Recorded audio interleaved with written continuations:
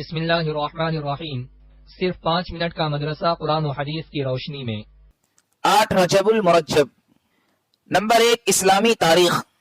حضرت عثمان رضی اللہ عنہ کے کارنامے اور شہادت۔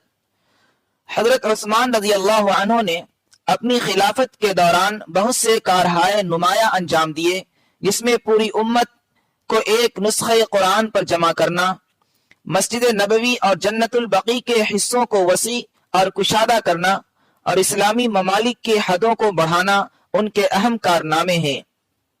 وہ اسلام اور مسلمانوں کی خدمات انجام دینے میں منہمک ہی تھے کہ منافقوں نے سازش کر کے مسلمانوں کو اندرونی اور بیرونی فتنوں میں مبتلا کر دیا۔ ان تمام فتنوں کو پھیلانے میں عبداللہ بن سبا نامی یہودی پیش تھا۔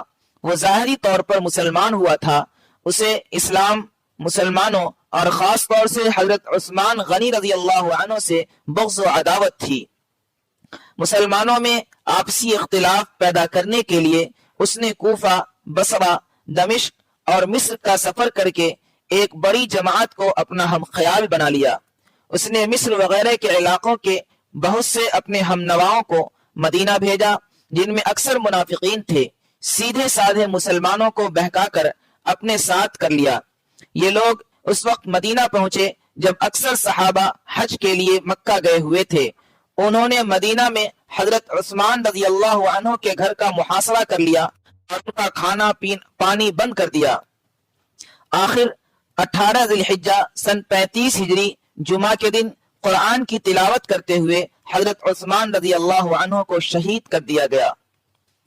نمبر 2، حضور صلی اللہ علیہ وسلم کا معجزہ، زخم کا اچھا ہونا۔ یزید بن ابی عبید رضی اللہ عنہ فرماتے ہیں، میں نے حضرت سلمہ بن اکوع رضی اللہ عنہ کی پنڈلی میں زخم کا نشان دیکھا تو میں نے ان سے پوچھا یہ کیسا زخم ہے؟ انہوں نے فرمایا یہ چوٹ مجھے خیبر کے دن لگی تھی، اور وہ زخم بھی ایسا تھا کہ لوگ کہنے لگے تھے کہ سلمہ شہید ہو گیا۔ میں رسول اللہ صلی اللہ علیہ وسلم کی خدمت میں آیا تو رسول اللہ صلی اللہ علیہ وسلم نے اس چوٹ پر 3 مرتبہ دم کیا۔ الحمدللہ ایسا اچھا ہو گیا کہ اب تک شکایت نہیں ہوئی۔ نمبر 3، ایک فرض کے بارے میں، گروی رکھی ہوئی چیز سے فائدہ نہ اٹھانا۔ حضرت ابن مسعود رضی اللہ عنہ کے پاس ایک شخص آئے اور کہا کہ ایک گھوڑا میرے پاس گروی رکھا گیا تھا، لیکن میں اس پر سوار ہو گیا، تو کیا میرے لیے گروی رکھے ہوئے گھوڑے پر سوار ہونا جائز ہے؟ حضرت عبداللہ بن مسعود رضی اللہ عنہ نے فرمایا اس گھوڑے سے تم نے جتنا فائدہ اٹھایا وہ سود ہے۔ فائدہ، گروی رکھی ہوئی چیز سے فائدہ اٹھانا جائز نہیں ہے، اس سے بچنا ضروری ہے۔ نمبر 4، ایک سنت کے بارے میں، سونے سے پہلے کی دعا۔ رسول اللہ صلی اللہ علیہ وسلم جب سونے لگتے تو یہ دعا پڑھتے، اللہم بسمک اموت و احیا۔ ترجمہ، اے اللہ میں تیرے ہی نام سے مرتا ہوں اور جیتا ہوں۔ نمبر 5، ایک اہم عمل کی فضیلت، سورہ یاسین پڑھنے کا ثواب۔ رسول اللہ صلی اللہ علیہ وسلم نے فرمایا ہر چیز کا ایک دل ہوتا ہے، قرآن کا دل سورہ یاسین ہے۔ جو شخص سورہ یاسین پڑھتا ہے اسے 10 قرآن پڑھنے کا ثواب ملتا ہے۔ نمبر 6، ایک گناہ کے بارے میں، کنجوسی کرنا۔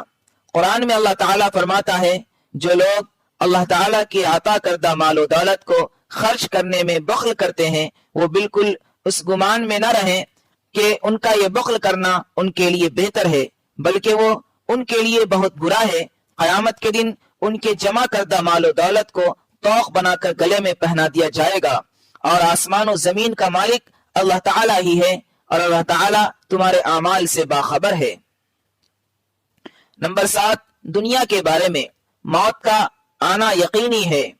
قرآن میں اللہ تعالیٰ فرماتا ہے تم جہاں کہیں بھی ہوگے تم کو ہر حال میں موت آ پکڑے گی، چاہے تم مضبوط قلعوں میں محفوظ ہوں۔ نمبر 8، آخرت کے بارے میں، جنت کا درخت۔